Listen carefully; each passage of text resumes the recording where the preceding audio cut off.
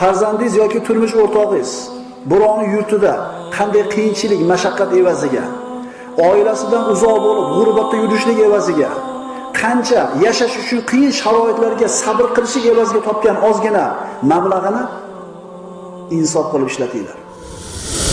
Bir kunning orzu havasga sarqib turib, 1 yillik mehnatini havoga uchirib yormaylar. Rahim qilinglar o'sha qarindoshlarga, farzandinglarga yoki kuyovlaringlarga. Axir ular keyin ham kerakdir ularga. Bir borganda bitta pochkasini kasal qilib kelib pul topib kelsa, bitta to'yda o'tkazsiz. Yana bir borganda ikkinchi pochkasini kasal qilib kelsa, tof kelganda bitta ziyofatga sarflab qo'ysiz. Bular keyin ham kerakmi bizga? Yo bular qulmi bizga?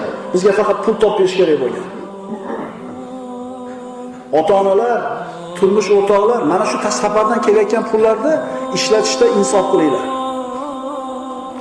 Agar siz isrof qilmasdan, insof bilan sarflasangiz, ehtimol 1 yil yurish kerak bo'lmas. 6 oy ishlab kelsa ehtimol yetar shu pul. Faqat insof kerak. Insof kerak.